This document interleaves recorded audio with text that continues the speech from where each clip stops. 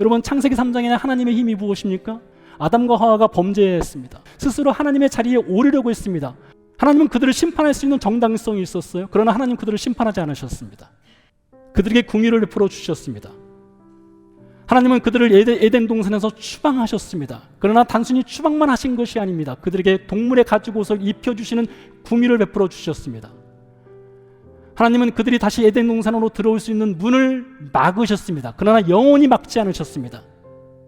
장차 그 아들 예수 그리스도의 그 구원의 문을 통해서 들어올 수 있도록 문을 열어놓으셨습니다.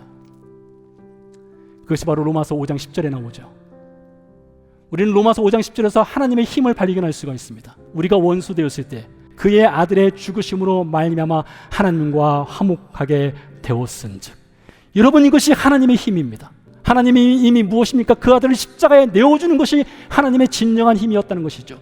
우리를 심판해서 우리가 원수 되었기 때문에 우리를 죽일 수 있는 것이 정당성이 하나님께서는 있었으나 그 정당성을 주장하지 아니하시고 우리에게 용서하시는 그 아들을 십자가에 내어주시는 그 진정한 힘을 하나님이 보여주셨다는 것이죠. 예수님도 힘을 보여주신 분이십니다.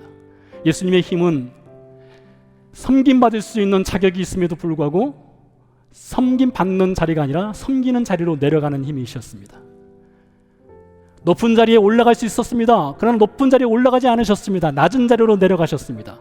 발을 달라 하시는 그런 권세가 있으셨습니다. 힘이 있으셨습니다. 그러나 발을 닦아달라 하지 아니하시고 발을 대신 닦아주시는 힘이 있으셨습니다. 용서하지 않을 정당성이 있었습니다. 그런 힘이 있었습니다. 그러나 예수님은 용서하는 힘을 발휘하셨습니다. 죽일 수 있었습니다. 그러나 죽이는 대신에 죽음을 스스로 맞이하셨습니다. 이것이 바로 예수님이 지니신 힘이셨습니다.